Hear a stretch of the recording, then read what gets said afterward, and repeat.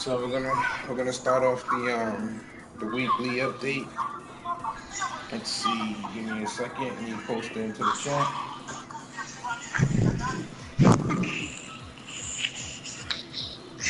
This shit stupid as hell. Yeah. Alright, what you say? Alright, let me know when that shit start.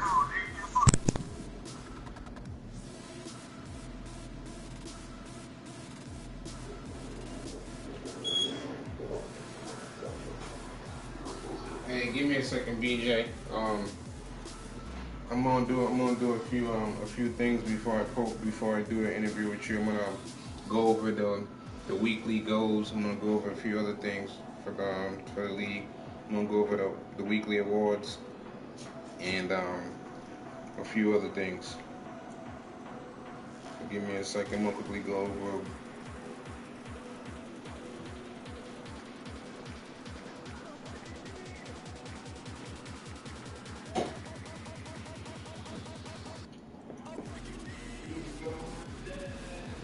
Oh shit! OG Chris is on.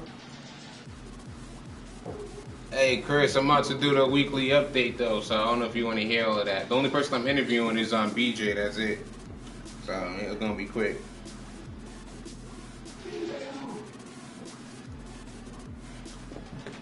The nigga on. Well, yeah, hold on. Well, he was just on.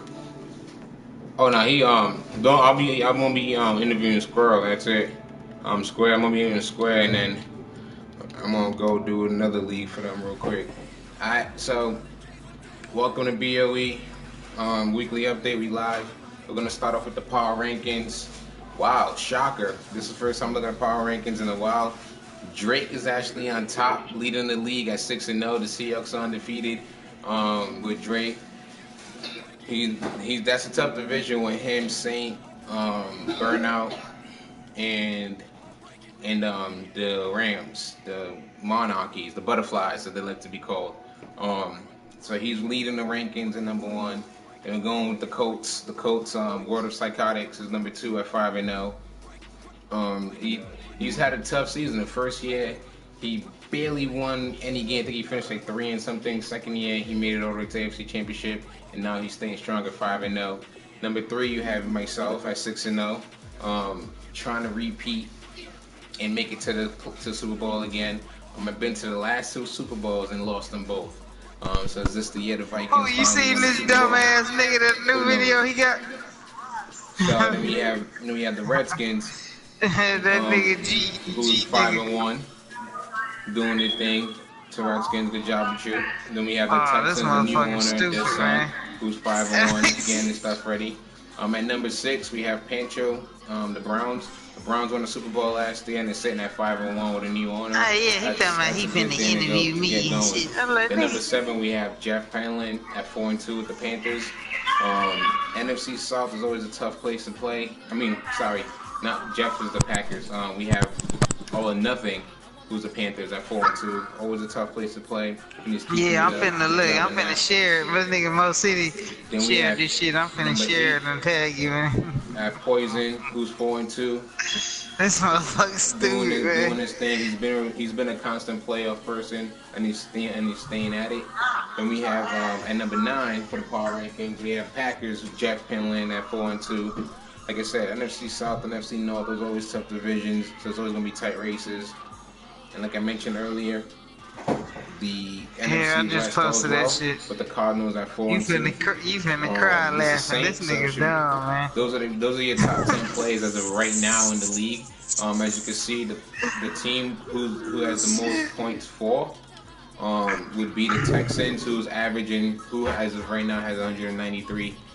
Total points, followed by the Browns, the Cardinals, and the Titans. Them motherfuckers gonna be famous. The teams who basically don't let people score against them or get points against them is the Colts at 58 so far. Followed by the Dolphins at 76. Followed by the Steelers, BG and the Steelers at 82. KC at 76. Myself at 84. and the Panther and all nothing. The Panthers are 85. That runs up the top 5. I'm Now about we're to. gonna move on into last week's awards. We're gonna quickly go over last week's awards. So last week's awards we have. Let's see. Last week's awards we have Aaron Rodgers, Jeff Pineline, and Aaron Rodgers, who completed 48, 416 passing, 1 TD. He was sacked 3 times for 6 carries and 22 rushing yards. He won the NFC Offensive Player of the week. Congrats to Jeff on that. On the AFC sides, we have Tap Out and Marvin Jones. He got the trade for Jones from the Redskins, and that prevailed him well to 17 carries, 218 yards on an average of 12.8 rushing yards and 4 rushing TDs. Congrats to Tap Out for Offensive Player of the Week there. On the NFC side, defensively, All or Nothing, who just came back and won his game after being demolished against the Falcons prior, came back this game and gave him a payback with Justin Jones leading the way with 7 tackles, a pick, a forced fumble, and a TD. Followed by, on the AFC side, we have the Sun and Whitney Merciless with 6 tackles and 3 sacks. Congrats to all the Player of the Week, fellas. Good job. Keep it up. Now we're gonna quickly go over. We're gonna quickly go over last week's schedule. So last week's schedule, you can see we had a few tough games that was in the session. With one of these game, we'll go straight to the game of the week, which was right here. So it was Drake versus Raw. Seattle versus Detroit. This game was a very, very tight game, as you can see all the way to the very end. Seattle and Detroit going in, finishing the first quarter 7-7. Seattle took the early lead going to halftime on a 10-7 lead and came back to the third quarter, scored. Despite the Lions quickly trying to get back and get into the game, they still couldn't prevail. Seattle won 30-25. And you can kind of basically see these stats there. Russell Wilson had a heck of a game, and the defense kind of basically showed up. If we go back to the Bucs score, you see what I mean. Total yards, as you can see, is 511. To Detroit's 383. Turnovers battle wasn't right. Third down completion, as you can see, 5-1. If you don't get third downs, you're not going to win the game. So we're going to move on. We're going to do our first coach interview. We're going to be interviewing Coach Square Biz from the Philadelphia Eagles. So let's give us a second here. Let's pull up Coach's stats. Their record right now, I believe, the Eagles' record is, let's see, what is the Eagles' record?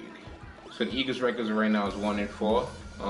He's new to the league, taking over an Eagles team who's struggling to get their mojo back and everything else. Hey, Coach Square, how you doing? Let me message him, let him know I'll let you in.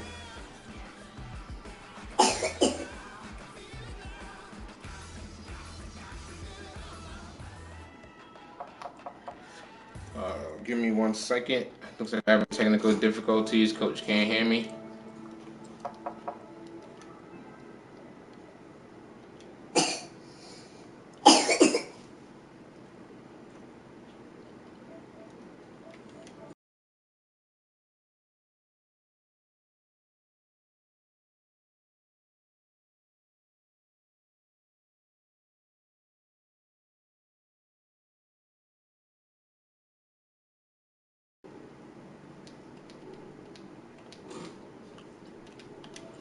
Yeah, sorry about that. Give us a few. We're having technical difficulties. Everything seems to be not working on his side, so we're gonna give him a second as to when he gets that squared off. As right now, we're gonna have the media team trying to finalize a few other things. So give us 1 second. Let's see what's going on here.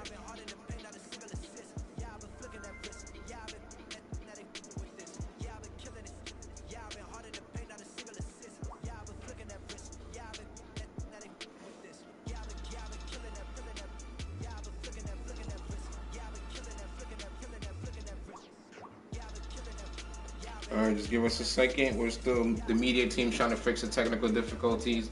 We're still trying to get the coach, the Eagles coach on.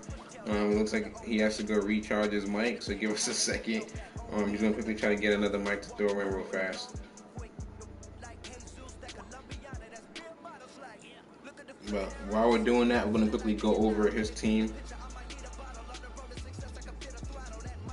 So as you can see, he has Carson Wentz right here with 83 for 133, 83 completions out of 133, 9 TDs and 6 picks, has a completion rating of 62%. He's been sacked 9 times. So Wentz is having a decent season with a 9-6 ratio. It's not bad going into week 7. Not bad. As you can see, he had the rookie running back. Well, the 1 year rookie, the 1 year running back. He got promoted since they traded their star running back last year, their star rookie running back, plus a few picks to acquire Khalil Mack from the Raiders. So the backups and promoted. He has 3 TDs, averaging only 3.3 yards per carry and 37 yards per game. As you can see, the running game hasn't been there for the Eagles. That's something that the new coach should be willing to fix. Hey, Square, you there? Square. Yeah, I gotta do this interview shit. Yeah, I finally got you in here. All right. Quick. Just we're just gonna quickly go over a few things. First of all, welcome to the first live.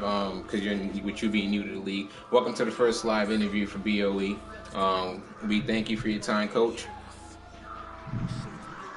Secondly, we're gonna basically ask your expectations. Like, what are your expectations for the league and your team? You guys are 1-4 right now. With you being a new coach, the owner firing the army, with you buying out the team from the old owner and being a new owner. Philadelphia is a very passionate team.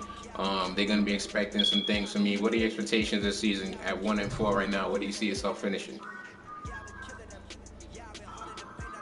I don't know, man. We just gonna try to turn it around. Okay. So what you so you basically you're taking it one game at a time is what I'm getting. So do you have any how do you have any moves you're gonna be making for the team? Is there anything that you're gonna be moving team wise for your team, or are you just gonna keep the main plays that you have now and see what you're working with to the off season?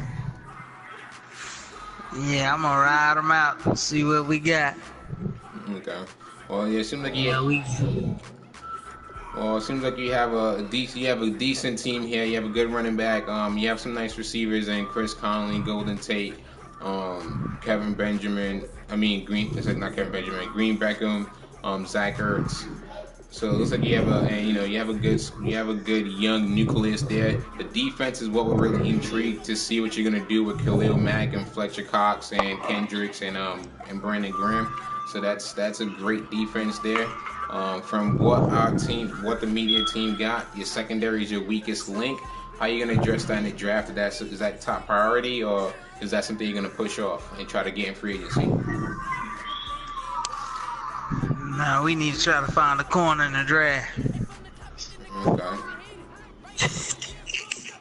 Okay. Coach, thank you for your time. We greatly appreciate it. As your first interview, so you're kind of light on words. You don't want to upset your fan base. So we appreciate that, though.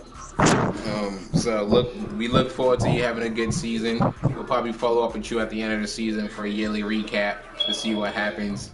So once again, Coach Square, we appreciate you. Thank you for your time. All right. So like I said, the other two coaches I was supposed to do the interviews today because I didn't do. I was supposed to do it at 9, but something came up. I'm just doing it mad late. They both passed out, so that's gonna be the only weekly update for this week. We're gonna follow up again next week on Friday when we sim this time. So we here, Mucker Boy Stars Away, BOE. You already know what it is. Like I said, if you haven't hit that subscribe button yet or follow on IG, hit that follow button or follow on IG. We're going to keep it up to date. Everybody salute. See you later.